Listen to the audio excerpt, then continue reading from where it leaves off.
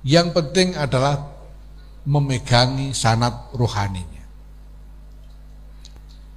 Imam Abul Hasan Al-Asy'ari itu sendiri, sanad beliau ke atas itu adalah ulama-ulama Mu'tazilah. A'udzu billahi minasy syaithanir rajim. Laqad ja'akum rasulun min anfusikum azizun 'alaihi ma 'anittum harisun 'alaikum bil mu'minina raufur rahim. Kita tahu ulama-ulama kita ini mengembangkan pandangan-pandangan yang sangat beragam, bisa saling bertentangan satu sama lain. Dari dulu ada berbagai macam mazhab yang berbeda-beda, bukan hanya mazhab dalam hal syariah atau fikih, bahkan mazhab dalam hal akidah, sangat beragam. Tetapi semua itu tetap menjadi wahana pengembangan roh Islam, roh iman, karena ada sanad ruhani. Nyaris tidak penting apakah seorang murid ini mengikuti gurunya dalam segala pandangan atau tidak, nyaris tidak penting. Yang penting adalah memegangi sanad ruhaninya. Imam Abul Hasan Al-Asy'ari itu sendiri, sanad beliau ke atas itu adalah ulama-ulama Mu'tazilah. Ulama Mu'tazilah itu sendiri sanadnya ke atas, mungkin sebagian adalah ulama-ulama dari kalangan Jabariyah. Kita tahu bagaimana perbedaan yang luar biasa di antara pemikiran-pemikiran yang ada itu, tetapi sanad ruhaninya tetap.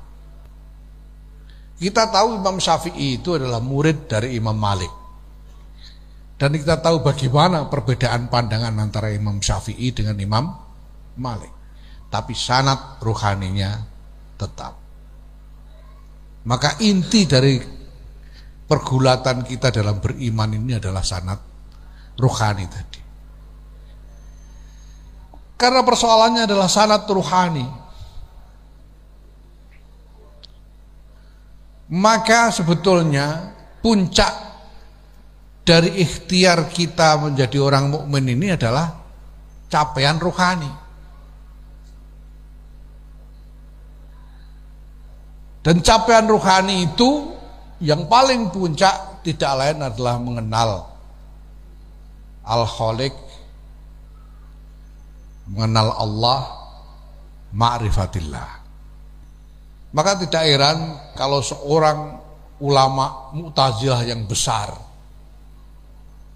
salah seorang ulama Mu'tazilah yang besar, namanya Umar Khayyam dari Persia, di akhir hidupnya beliau membuat syair yang luar biasa. Tapi beliau tahu bahwa soal pemikiran itu akal, tapi lebih dari akal adalah pergulatan ruhani untuk mengenal Al-Khaliq. Maka Sayyidil Walid Allah yarham Kiai Muhammad Al-Bishri juga selalu, kalau penjenengan semua ingat, beliau kerap kali mengingatkan kita bahwa pokoknya berusaha supaya bisa kenal dengan Allah, walaupun hanya beberapa detik sebelum mati. Walaupun hanya beberapa detik sebelum mati, selalu cita-citakan, harapkan bisa mengenal Allah. Itu pesan apa yang saya berulang kali mendengar. Nah, karena yang ingin kita kenal adalah Allah Subhanahu wa taala, ya Allah itu tidak bisa diuber-uber. Caranya kita berusaha supaya ya siapa tahu suatu saat Allah sendiri yang menyapa kita dan mengenalkan diri kepada kita. Yang saya dengar tamsil dari Abah waktu itu, ya kalau ada tetangga yang kita ingin kenal, ya midar-midar ning ngarep omah ngono ae. Midar-midar ning ngarep omahe. Sapa ngerti? Kapan-kapan disopo dihampirno. Maka lepas dari segala macam kesibukan hidup yang kita lalui, ya mari kita tidak melupakan midar-midar di depan pintunya Allah Subhanahu wa taala. Siapa tahu suatu saat disapa, dihampirkan, Allah sendiri yang memperkenalkan diri kepada kita, walaupun hanya beberapa detik sebelum maut menjemput kita. Maka ya jangan sampai hidup itu tidak prihatin, itu jangan sampai.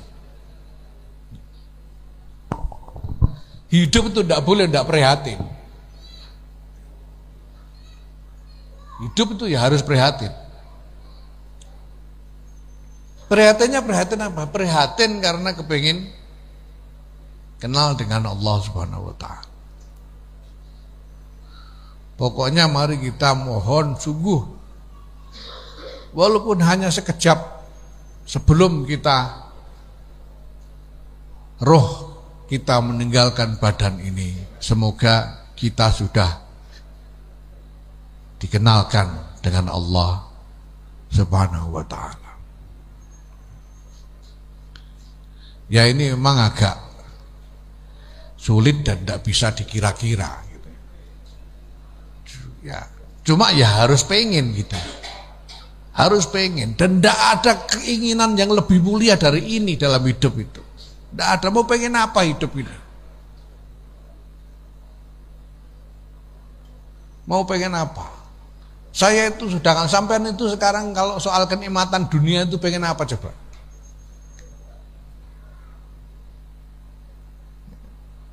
Saya sudah ngalami makan paling enak, paling mahal di seluruh dunia itu saya sudah ngalami. Ya gitu-gitu aja. Saya tuh sudah ngalami pakai keluyar-keluyur, pakai pesawat pribadi ke Makassar itu saya sudah ngalami. Ya gitu-gitu aja. Tidak ada. Mau pengen apa ya boleh-boleh aja, tapi tidak ada keinginan hidup yang lebih mulia dari keinginan untuk bisa mengenal Allah. Nah maka saya berharap ya, santri-santri Raudhatul Thalibin ini ya, menjadikan keinginan untuk mengenal Allah itu sebagai pusat dari pergulatan hidupnya, walaupun tanpa meninggalkan kesibukan-kesibukan dunia lainnya. Ya. Apapun ya kita harus ngurus macam-macam, apalagi ketua umum PBNU begini ini ya urusannya banyak gitu. Tapi tidak ada cita-cita yang lebih mulia dari keinginan untuk bisa mengenal Allah Subhanahu wa taala. Syukur-syukur nanti di antara panjenengan ini ada yang dikaruniai makrifat kenal Allah dan masih dibolehkan hidup agak lama. Itu yang kita ingin, yang kita harapkan.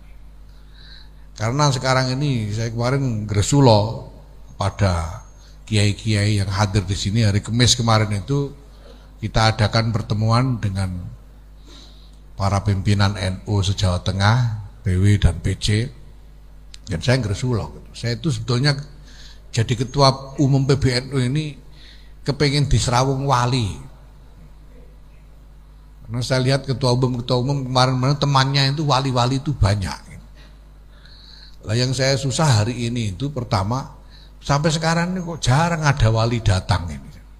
Yang ngerubung saya itu malah dukun-dukun banyak. Nek ora tawa wangsit tawa jimat dukun-dukun.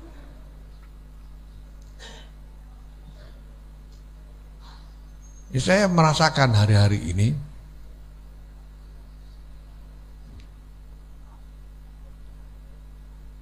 sebagai hari-hari yang menggelisahkan karena itu, karena jarang sekali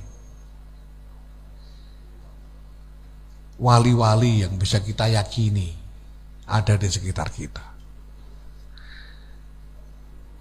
Dunia hari ini seperti malam yang sepi dari bintang. Saya ingat dulu tahun 80-an, 90-an itu ada banyak wali yang kita yakini kewaliannya. Masih ada Mbah Dullah Salam, masih ada Mbah Said Kemadu, masih ada Mbah Hamid Kajoran, masih ada Kiai Ali Maksum, masih ada banyak wali-wali yang kita yakini. Sekarang siapa? Sekarang kan dukun. Bangsane saihu barang ndak ngajar. Dukun-dukun tok. Wali-wali ki doning ndi?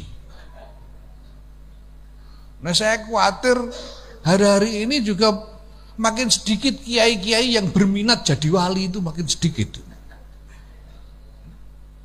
Pikirannya cuma mengembangkan pondok, bikin lembaga pendidikan, bikin gedung-gedung supaya santrinya makin banyak, itu yang dipikirkan. Tapi saya khawatir makin sedikit yang berminat menjadi wali itu makin sedikit. Nah, saya berharap ini agak banyak di antara alumni ini yang kepengen jadi wali ini mudah-mudahan. Ya, tapi ya namanya jadi wali itu tidak bisa direncanakan. Ya pokoknya sak pawai pangeran gitu aja. Nah, kalau caranya Abah itu tadi, ya itu tadi, midar-mider ning arep omah, midar-mider ning arep lawang. Ya siapa tahu, mudah-mudahan saja. Saya kira ini saja yang paling, ini saya agak terbawa nasihatnya Lemus kemarin itu, bahwa kita harus juga berpikir tentang hakikat, bukan cuma syariat. Nah, ini tadi sudah Pak Uril saya kira sudah ngomong syariat banyak. Ini saya bagian hakikatnya ini tadi.